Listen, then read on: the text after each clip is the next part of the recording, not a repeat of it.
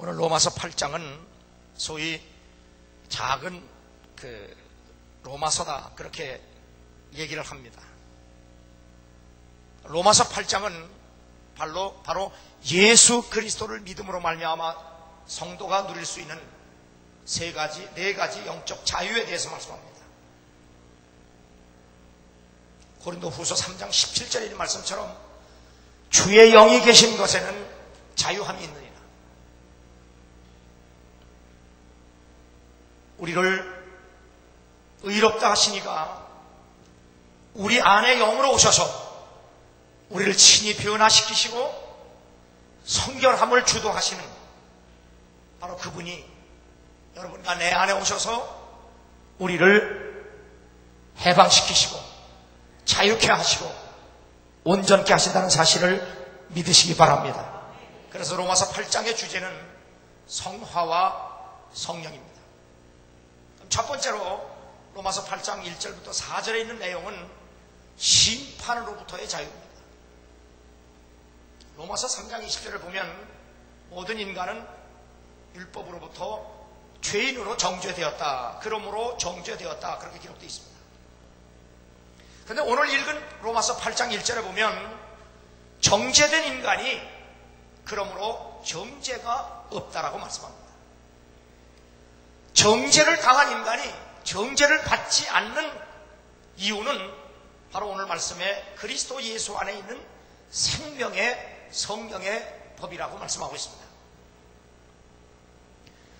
모든 인간은 아담 안에서 정죄를 받았으나 그리스도 안에서는 결코 정죄가 없다는 얘기입니다. 그 이유는 예수 그리스도를 통하여 하나님께서 우리를 대신하여 십자가의 율법의 요구를 따라서 죄에 대하여 죽게 하시고 다시 우리를 의롭게 하시기 위하여 그분이 살아나셨기 때문입니다. 예수 그리스도께서 대속의 은혜와 다시 살아나셔서 의롭게 하신 그리스도의 의 안에 있기 때문에 우리는 일체의 율법으로부터 자유하다는 사실을 믿으시기 바랍니다. 법률에 일사부재리의 원칙이 있습니다. 한번 재판에서 결정된 것에 대해서는 또다시 재판을 하지 않는 그런 법입니다. 바로 우리가 율법 아래서 정죄를 받았지만 예수 그리스도가 내 대신 그 정죄를 받고 그 죄값을 갚으셔서 다시 우리를 의롭게 하시기 위해 살아나신 그 예수가 우리를 대속하셨기 때문에 우리는 다시는 율법으로부터 정죄를 받지 않는다는 사실입니다.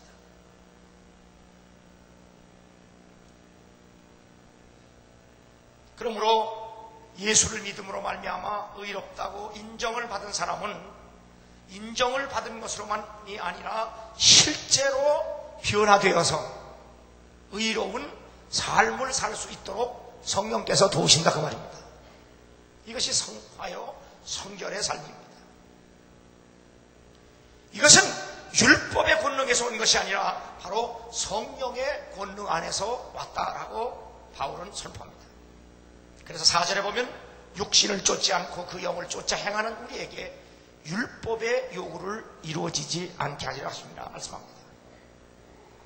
그러므로 그리스도인은 성령 안에서 참 생명과 참 자유와 참 행복을 누리게 됩니다. 율법주의자들은 자신의 힘으로 하나님께 순종하려고 노력하다가 실패합니다.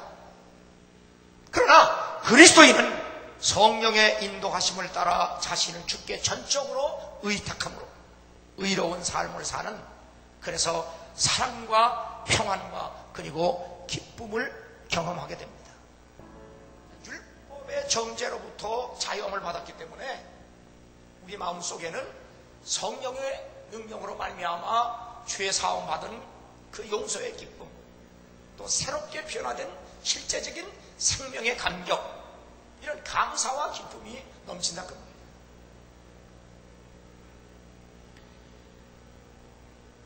우리를 죄인으로 알게 하시고 그 죄를 회개케 하시고 그리고 회개한 사람을 의롭게 변화시킨 그분이 친히 내 안에 계셔서, 그래서 빌립보서 2장 13절에 보면 너희 안에서 행하시는 이는 하나님이시니 자기의 기쁘신 뜻을 위하여 너희로 소원을 두고 있는 것이다.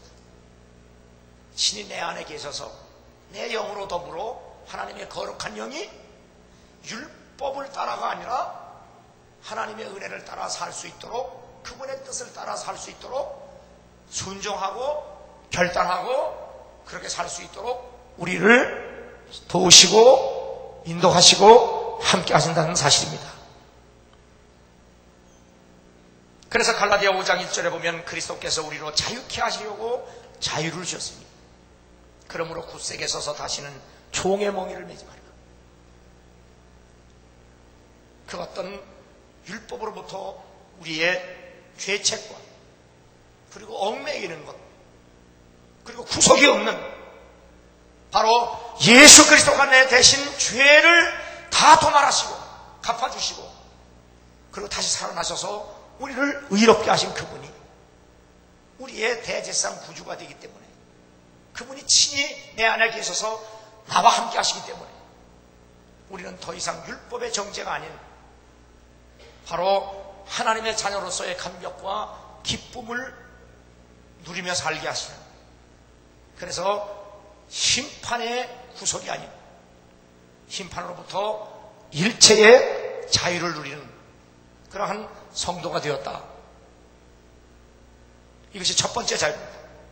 두 번째는 패배로부터의 자유입니다. 5절에서 17절에 있는 말씀입니다. 그러므로 형제들아 우리가 빚진 자로 돼 육신에게 져서 육신대로 살 것이 아니라 라고 말씀합니다. 인간은 죄를 짓고 죄의 노예가 되어서 죄가 이끄는 대로 끌려갔습니다. 그런데 바로 그 죄에 이끌려 사는 삶의 결과는 뭐냐? 사망입니다. 그런데 우리 주님께서 그 죄값을 십자가에서 죽으심으로 갚아주셨습니다.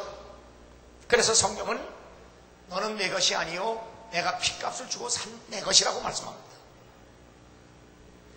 내가 죄 가운데 있을 때는 죄에 이끌려 사망으로 끌려갔지만 그 죄를 갚아주신 예수님에게 우리는 빚진 자가 됩니다.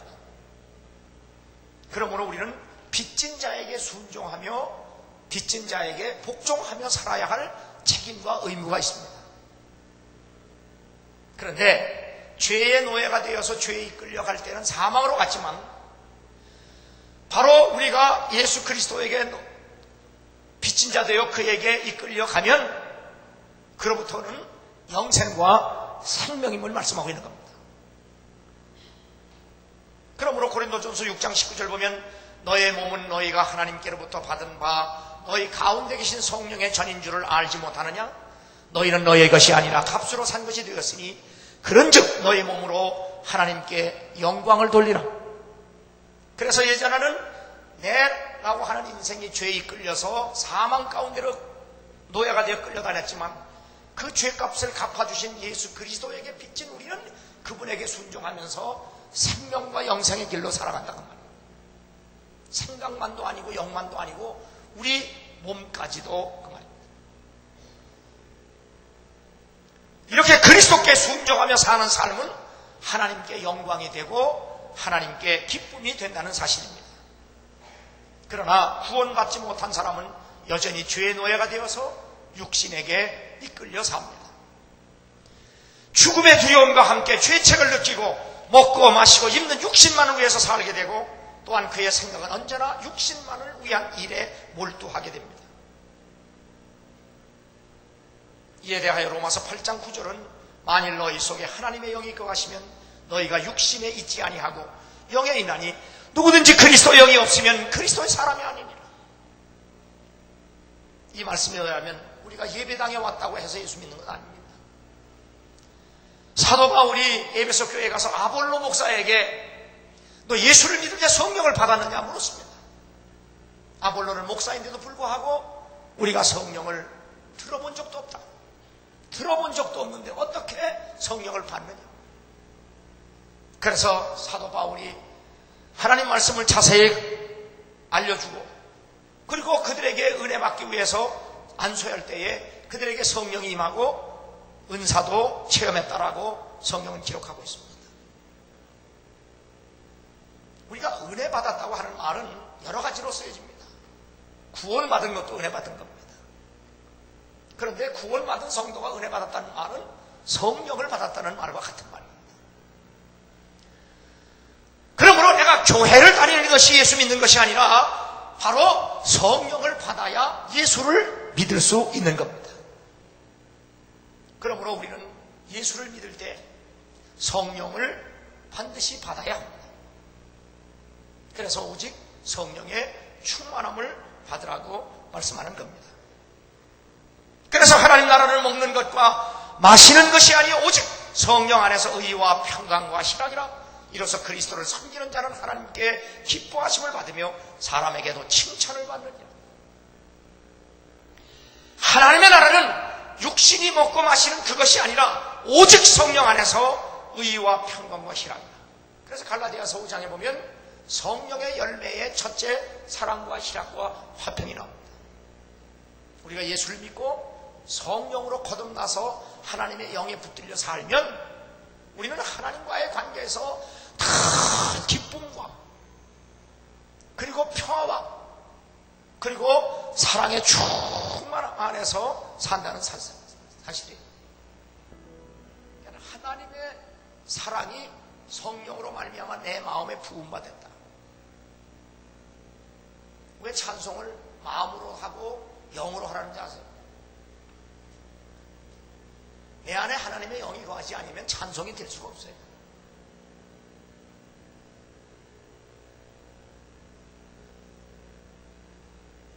제가 들었는데 우리 유영미 집사님이 김영미 권사 성악가입니다. 그분에게 가서 좀 레슨을 받았으면 좋겠는데 레슨을 안 받는데 안 해준대. 같은 성악가인데도 그만큼 그분이 유명하고 노래를 잘해요. 제가 미국 커네티컷주에서 집회를 가는데 한 100명도 못 모인 작은 교회 집회인데요. 한 40-50명 모이는 집회인데 그 김영미 권사님이 그 커네티컷 그 주 오케스트라하고 그 버터프라이 오페라를 공연하는데요. 주인공이 더블 캐스트가 2명이 하는데 자기 순서가 아닌 데는 꼭 그 집회에 참석을 해요. 원래 집은 LA인데 그 조그만 교회에서 집회를 하니까 공연 중에도 자기 시간이 아닌 데는 꼭 집회에 참석해서 은혜를 받아요. 그러니까 담임 목사님이 그런 유명한 성악가가 와서 집회에 참석하니까 부탁을 해요. 특성 하나 해줄 수 있느냐. 아주 기꺼이 합니다. 기꺼이. 그런데 저는요 이 성악가들이 부르는 찬송 들으면서 그때 처음 은혜 받았어요. 얼마나 찬송을 은혜롭게 잘하는지 몰라요. 정말 믿음으로 해요.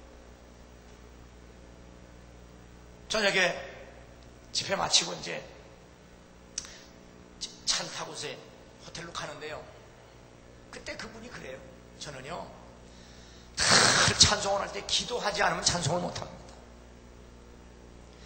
기도해서 내 마음속에 은혜가 충만한 그런 확신이 와야 노래를 불러도 그 소리가 기름져서 부르면서도 좋고 기쁘고 신나는데 은혜가 떨어지면 노래를 부르면서 하기가 싫대요. 얼마나 건조하고 얼마나 빡빡하고 노래 부르는 자체가 싫다는 거예요. 그래서 자기는 뭘 하든지 노래할 때 꼭 충분히 기도를 하고 한다는 겁니다. 그래야 하나님의 은혜, 성령이 충만한 상태에서 노래를 불러야 되는데 더군다나 찬송은 더 말할 것도 없다는 거예요. 그런 의미에서 목사님, 나는 오늘 목사님 찬송 부르는 거 참 은혜 받았는데요. 저는 목사님만큼 찬송을 못 불러요. 그래요. 뭔 얘기인지 아시겠죠? 내가 찬송 잘 불러서 부르는 게 아니라 믿음으로 부른다 이 말이에요. 그런 면에서 나는 목사님만큼 찬송을 부를 수 없어요. 그 말이에요. 얼마나 겸손한 사람이에요. 얼마나 믿음이죠.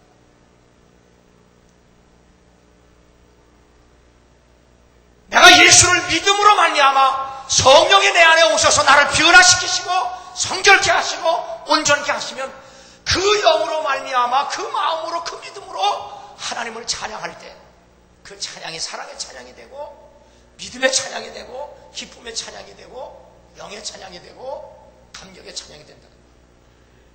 요즘이 그 어느 때보다도 참 경제적으로 어려움이 있어서 살기가 팍팍할 때 제가 이렇게 기독교 인터넷에 들어가서 목사님들이 어떤 설교 하나 이렇게 검색을 해보면요, 다 그 내용들이 다 희망을 갖자, 다 낙심하지 말자, 열심을 내자, 막 그런 얘기를 해요. 생각을 패배의식을 갖지 말자. 그런데요, 사람의 힘으로는 아무리 그래도요, 할 수가 없어요. 우리의 생각은 다 부정적인 생각이 언제나 사로잡으려고요. 아유, 이 버스 탔는데 이거 가다가 사고 안 날까? 아유, 눈 오는데 이거 가다 미끄러져서 뒤통수 안 깨질까? 아유, 새벽기도 한번 일어나려고 마음먹었는데 이거 새벽기도 잠 들자만 나 안 죽을까? 어디 옆구리만 뜨끔하면 아유, 이거 암이 아니까? 조금만 그냥 어디 아프면 아유, 나 죽을까 하니까? 늘 그런 생각이 육신 속에는 그냥 가득해. 돈을 써도 이거 투자해서 망하지 않을까? 아니, 하면 난 되는 노릇이 없어. 사람은요, 본래가 그래요. 본성. 하나님의 영이 와서 나를 붙잡고 있지 않으면 절대로 그러한 두려움과 걱정, 근심으로부터 자유할 수가 없어요. 그래서 주님은 우리에게 아무것도 염려하지 말고 하나님께 감사함으로 기도해라. 그리하면 지각에 뛰어난 하나님의 평강이 네 마음과 생각을 지켜주시고 주장해 주시리라. 하나님의 거룩한 영이 내 마음, 내 생각, 나를 붙들어 주지 아니하면요, 우리는 그러한 부정적인 생각, 파괴적인 생각, 실패, 이런 것으로부터 자유할 수가 없어요.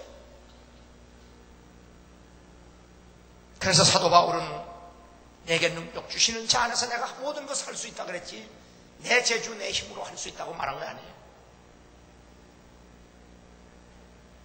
무릇 하나님의 영으로 인도함을 받는 그들은 곧 하나님의 아들이라.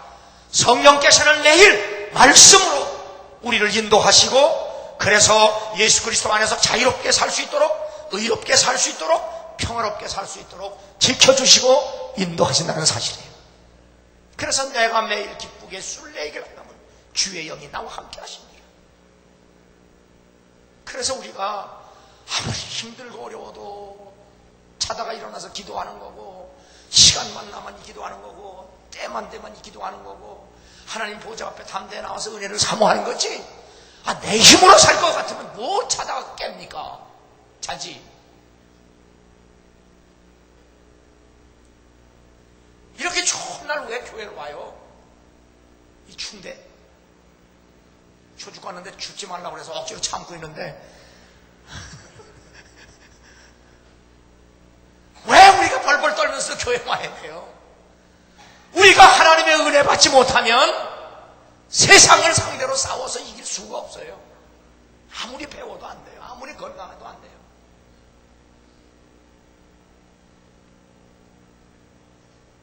그래서 육신을 따라 살면, 육신의 삶에는 언제나 실패가 따르지만 영 안에서 영을 위해서 살면 언제나 승리가 보장됐다는 사실을 믿으시기 바랍니다. 그러므로 우리는 육을 따라 사는 사람이 아니라 영을 따라 사는 사람입니다. 그래서 기도한다는 것은 내가 영을 따라 살겠습니다 라고 결단하는 거예요. 그러므로 우리가 예수를 믿고 성령 안에서 변화된 사람은 실패로부터, 패배로부터 자유함을 누리게 될 줄로 믿습니다. 세 번째는 절망으로부터의 자유입니다. 실망과 절망으로부터의 자유. 하나님이 천지 만물을 지으셨을 때 참 기뻐하시고 좋아하셨어요. 그런데 이 하나님이 지으신 이 모든 피조물이 타락함으로 탄식에 빠졌습니다. 그 탄식은 고통과 죽음입니다. 고통입니다. 이 모든 것은 바로 성경에 보면 아담으로 말미암은 죄의 결과입니다. 그래서 사도 바울도 피조 세계의 재앙을 표현할 때 고난, 허무, 멍해, 부패, 고통이라는 단어를 씁니다. 그러나 예수 그리스도 안에서 성령으로 말미암아 이 고난과 허무와 멍해와 부패와 고통은 더 이상 우리에게 무의미하지 않다는 사실을 사도 바울이 말씀하는 겁니다. 다시 말하면 어머니가 자녀를 낳을 때의 고통은 이루 말할 수가 없습니다. 그러나 그 아이가 태어남으로 인해서 고통은 곧 기쁨으로 변하게 됩니다. 이와 같이 탄식 속에 빠져있는 피조세계가 구원을 받으면 그 탄식은 곧 영광으로 변화된다는 사실입니다. 그러므로 우리가 예수를 믿고 성령 안에서 삶에도 불구하고 우리에게 당하는 고통, 고난, 그것으로 인해서 실망과 절망하지 말고 오히려 소망을 가지고 하나님의 사랑 가운데 싸워 이기라는 겁니다. 그래서 많은 신앙인들은 내게 당한 고난이 내게 유익이 되었다고 고백을 하는 겁니다. 사람은 참 연약합니다. 그리고 부족합니다. 그러나 하나님은 우리의 연약함, 부족함 그대로 내두지 않습니다. 사도 바울은 하나님의 능력에 사로잡힌 사람임에도 불구하고 사도행전을 요즘 새벽에 공부해 나가는데 보면 사도 바울과 함께 하나님이 함께 하심으로 그를 통하여 하나님의 능력이 희한하게 나타났다. 심지어는 그가 손수건만 가지고 다녀도 그거 보고 만지는 사람이 병이 났고 사도 바울이 지나가는 그림자만 쏘여도 병이 날 만큼 능력이 역사됐다. 그런데도 아이러니하게 사도 바울은 몹쓸 질병의 고통을 당합니다. 그래서 하나님, 내가 이 병으로 고통당하는데 하나님 고쳐주세요. 3번이나 간절하게 기도했더니 하나님께서 말씀하시기를 내 은혜가 내게 족하다고 말씀합니다. 바로 사도 바울은 그 고통 가운데서 얼마나 괴로우면 하나님께 고쳐달라고 기도했겠어요. 그런데 하나님은 은혜가 족하다고 말씀하는 이유가 뭐냐? 사도 바울은 그때 깨달았습니다. 나 참 약하다. 사도 바울은 내가 약하기 때문에 하나님을 더 의지할 수밖에 없다. 내가 하나님을 더 가까이 할 수밖에 없다. 믿음을 갖게 됩니다. 사도 바울이 질병에서 노예람 받은 것이 아니지만 그 믿음으로 그 고통과 고난을 싸워 이겨냅니다. 그래서 로마에 재판을 받으러 가다가 풍랑을 만났을 때 그 병든 몸을 가지고도 오히려 풍랑에 죽지 아니하고 그 모든 사람들을 다 인도할 수 있을 만큼의 지도력을 발휘합니다. 사도 바울은 이렇게 고백합니다. 내가 약할 때 곧 강합니다. 내게 약한 것은 오히려 유익이 된다. 왜냐하면 그것 때문에 내가 주님을 더 의지할 수 있었기 때문이고 하나님의 은혜를 더 충만히 받았기 때문이라고 고백을 하는 겁니다. 이와 같이 성령도 우리 연약함을 도우시나니 우리가 마땅히 빌 바를 알지 못하나 오직 성령이 말할 수 없는 탄식으로 우리를 위하여 친히 간구하시느니라. 그러므로 여러분의 약점과 부족함과 연약함은 오히려 주님의 은혜를 받아들일 수 있는 그릇이라는 사실을 믿으시기 바랍니다. 내가 당하는 고난, 내가 당하는 고통, 내가 당하는 시련이 결코 그리스도 안에서 성령 안에서는 저주가 되지 아니하고 오히려 복이 된다는 사실을 사도 바울은 말하고 있는 겁니다. 우리가 소망으로 구원을 얻었으며 보이는 소망이 아니니 보는 것을 누가 바라리요? 만일 우리가 보지 못하는 것을 바라면 참으로 기다릴지. 우리가 알거니와 하나님을 사랑하는 자, 곧 그 뜻대로 부르심을 입은 자들에게는 모든 것이 협력하여 선을 이루는.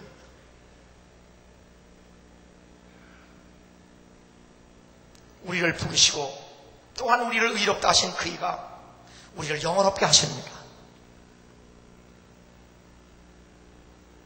우리로 하여금 죄를 깨닫게 하시고 회개하게 하시고 믿게 하시고 변화시켜 주시고 지켜주시고 보호하시고 인도하시는 하나님이 바로 여러분이 믿는 하나님이라는 사실입니다.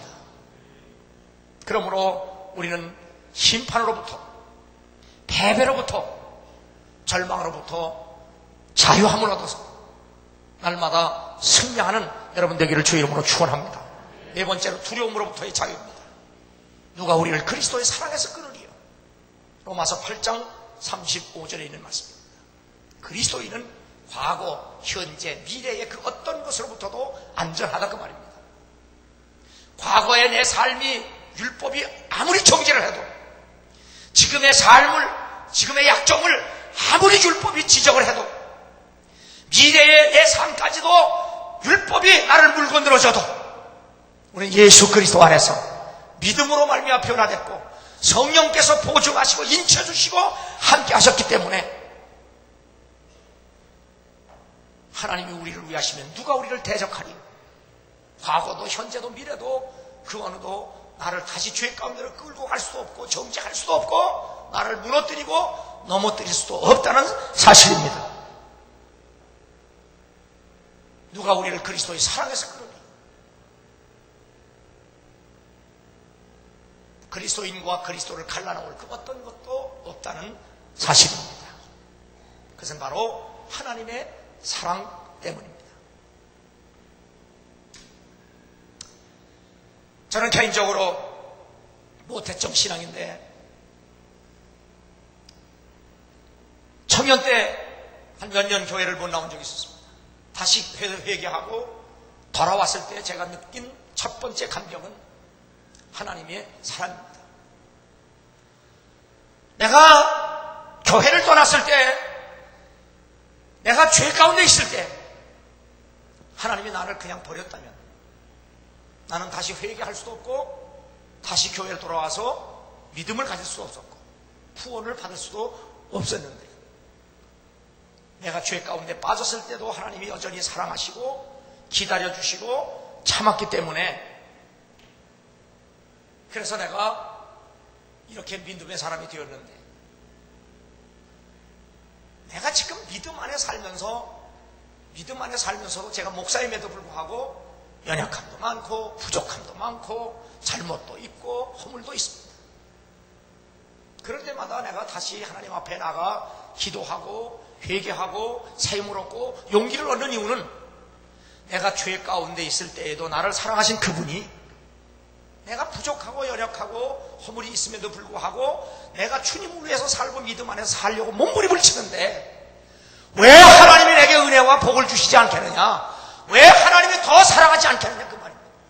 오늘 이 말씀이 바로 바울이 고백하는 얘기입니다. 자기 아들을 아끼시지 아니하시고 우리 모든 사람을 위해 내어주신 이가 어찌 그 아들과 함께 모든 것을 우리에게 은사로 주시지 않겠느냐?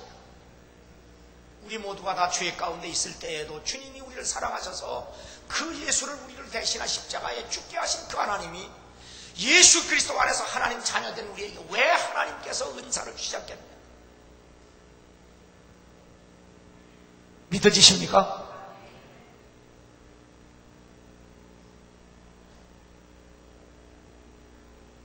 저는 참 이 말씀을 좋아합니다. 내가 옛날에 죄 가운데 있을 때에도 여전히 사랑하신 그분이 내가 예수 그리스도 안에서 살아가는데 내가 비록 부족하고 연약할지라도 내가 믿음 안에 있는데 왜 그분이 나를 사랑하지 않겠느냐 그 말이에요.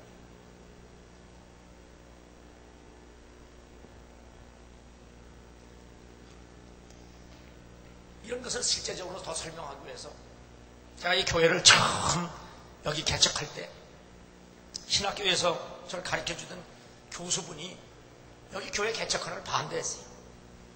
왜 반대했냐면 야 이왕 교회를 개척하려면 거기 부평 산동네 서지 말고 서울에 목전대 와서 좀 개척을 해라.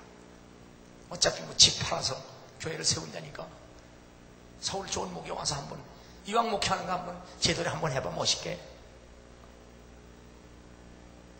내 실력 가지고 왜 거기서 하냐? 서울 와보지. 아니 난 여기가 좋습니다. 개척했어요. 교회가 꽤 곧잘 부흥돼 갈 때 그 교수님이 다시 학교로 불렀어요. 불러서 갔더니 교수실로 들어오라 그래서 들어갔더니 문을 잠가요. 왜 문을 잠그나? 그랬더니 앉으래. 또 얘기해. 서울에 좋은 교회가 났는데 당신에게 후임자를 요청했는데 날 보고 가라는 거예요. 그때 그 교회가 우리 교회도 배 사이즈가 컸는데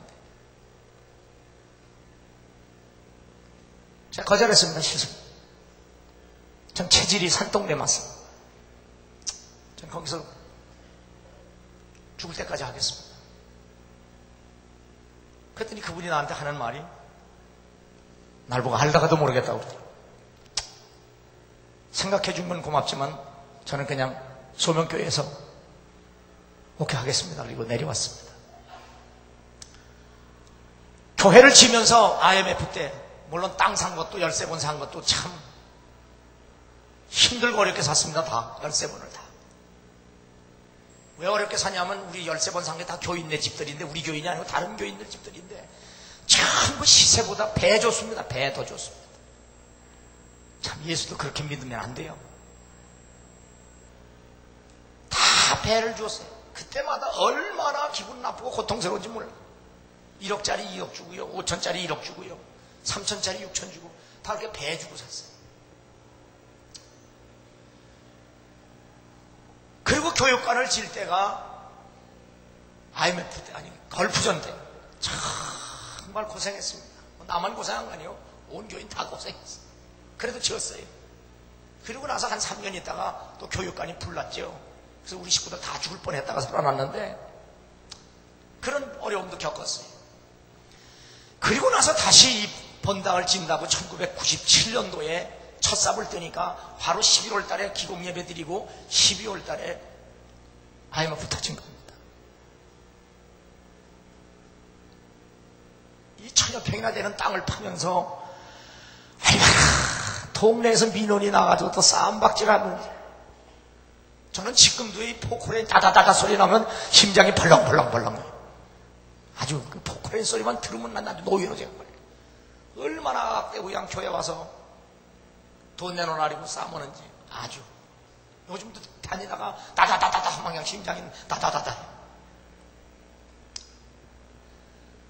그러니 IMF 때 가만히 있어도 어려운데 예배당을 짓니 얼마나 힘들고 어려운지. 골조공사 다 해놓고는 앞으로도 못 가고 뒤로도 못 가고 말로 다 할 수 없고 고통스러워. 그래서 우리가 직접 졌잖아요. 목사가 그냥 돌도 깔고 이 벽돌 45만 장 쌌습니다. 45만 장. 45만 장이면 2층 집 벽돌 40채 분량입니다. 이게 10m 높이를 벌써 생각을 해보세요. 쌌다가 넘어지고 자빠지고 쓰러지고. 이 돌 까는 거 1년 반 깔았습니다. 목사가 직접 1년 반. 목수 2년 했습니다. 2년. 그래서 만 5년에 걸쳐서 이거 다 예배당 졌는데 그 짓는 과정이 뭐 고통을 말할 수도 없어요. 거기다가 현찰이 없으니까 전부 약속금을 끊어놓은 거에 42번 3년 6개월입니다. 참 약속금 끊을 거 아니에요. 그거 진짜 1월달 갚으면요 2월달 걱정도 되고요, 2월달 걱정 갚고 나면 3월달 걱정도 되고요. 이거를 3년 6개월 42개월을 한 달도 걸림없이 갚아가야 되는데 정말 죽을 지경입니다. 내가 부흥사가 돼서 앞이 캄캄할 때 기도 한두 번 한 게 아니에요. 근데 진짜 앞이 캄캄하면 기도도 안 돼.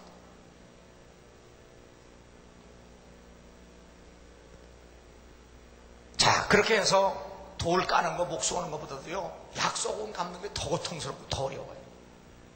그래도 다 하나님의 은혜로 다 져서 봉헌해서 봉헌 예배를 드리는데, 봉헌 예배를 드리려고 준비하는데 화장실에 가서 일을 거사를 치르려니까 그냥 하열만 나오는 거예요. 피만 쫙쫙 나와. 일주일 내에 예배당 다 짓고 나도 암병 걸려 죽나 보다.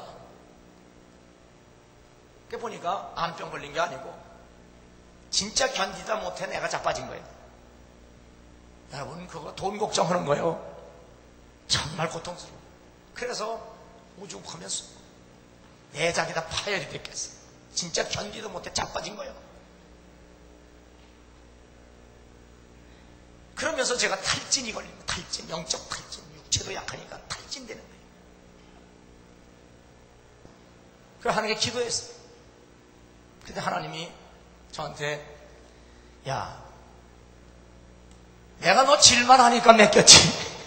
그것도 IMF 때 질만 하니까 너한테 지라 그리고 또 골프존 때 너한테 질만 하니까 지라 그랬고, 네가 목수하고 돌 깔 수 있는 실력이 있으니까 내가 너 보고 깔라고 그랬고, 너 지라 그랬고. 그런 마음과 생각이 들면서 하나님의 사랑이 내 마음에 부흥과 되는 경험을 한 거예요. 목회요, 사람 힘으로 할 수 없어요. 여러분의 힘으로도 못해요. 목회 내 힘으로도 못해요. 하나님의 주시는 힘이 아니면 절대로 할 수가 없어요.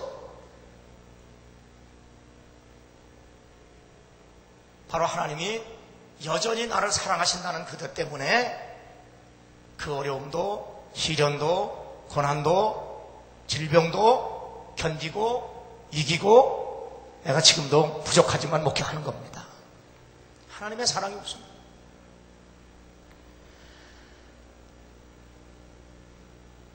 그 어떤 경우를 하도, 높음이나 깊음이나 다른 아무 피조물이라도 우리를 우리 주 그리스도 예수 안에 있는 사랑에서 끊을 수 없다. 질병도 가난도 주님과 나 사이의 사랑에서 끊을 수 없다. 가난도 질병도 시련도 고난도 우리가 믿음으로 사는 것을 포기하지 못한다고 말이에요. 그만큼 하나님은 우리를 버리지 않는다는 거예요. 하나님은 절대로 우리를 버리지 않는다는 사실입니다. 그렇다면 우리는 주님을 버릴 수 있느냐? 결코 그럴 수 없다고 말씀합니다. 우리를 우리 주 그리스도 예수 안에 있는 하나님의 사랑에서 무엇이 끊겠느냐? 하나님도 우리를 버릴 수 없고 바로 우리도 주님을 버릴 수 없습니다. 왜냐하면 그분이 십자가에서 피 흘려 죽기까지 사랑한 그 사랑 때문에 그래요. 하나님의 거룩한 피로 맺어진 사랑, 그 사랑에서 끊을 것은 하나님 편에서도 할 수 없고 우리 편에서도 할 수 없어요. 왜? 우리가 그 사랑을 체험하고 그 사랑을 알았기 때문에요. 그러므로 예수 그리스도를 믿음으로 말미암아 그 예수의 흐르신 거룩한 보혈의 피로 죄사함을 받고 하나님의 거룩한 영으로 다시 새롭게 변화되고 살아난 우리는 결코 하나님도 버릴 수 없고 나도 버릴 수 없는 거예요. 그분의 약속 때문에, 그분의 사랑 때문에. 그러므로 이 모든 일에 우리를 사랑하시는 이로 말미암아 우리가 넉넉히 이기느니라. 우리가 시련 가운데 빠졌을지라도, 고난 가운데 빠졌을지라도, 가난 가운데 처해 있을지라도, 심지어 질병 가운데 있을지라도 우리는 하나님의 사랑 때문에 넉넉히 이기느니라. 하나님은 여러분 절대로 버리지 않는다는 사실입니다. 여러분이 죄 가운데 빠졌을지라도, 우리가 예수를 믿고 거듭나서 믿음 안에 살다가도 죄 질 수 있어요. 그 죄를 지었을지라도 하나님 버리지 않습니다. 다시 우리에게 깨닫게 하시고 회개케 하시고 우리로 하여금 더 온전하게 하십니다. 그렇다가 재미삼아 죄지라는 얘기가 아니에요. 우리가 연약하기 때문에 잘못할 수도 있고 넘어질 수도 있고 쓰러질 수도 있고 그래요. 그런다고 하나님 버리지 않습니다. 그럼 우리는 버릴 수 있느냐? 버릴 수 없습니다. 바로 그리스도의 사랑 때문입니다. 그 사랑이 내 안에 하나님의 영으로 오셔서 강권하시기 때문에 우리는 잘못을 해도 곧 눈물을 흘리고 죄를 회개할 수 있고 다시 무릎을 꿇고 주 앞으로 나가서 은혜를 덧입을 수 있고, 그래서 그걸로 인해 더 온전해지고 성숙해지고 더 충만해질 수 있기 때문입니다. 누가 우리를 그리스도의 사랑에서 끊으리요? 끊을 수 없습니다. 주님도 끊을 수 없고 우리도 끊을 수 없습니다. 이 하나님의 거룩한 영이 항상 여러분과 함께 하셔서 늘 여러분을 온전케 하시고 깨끗게 하시고 충만케 하셔서 영혼이 잘된 것처럼 범사가 잘되고 강건한 인생과 삶이 되기를 주 이름으로 축원합니다.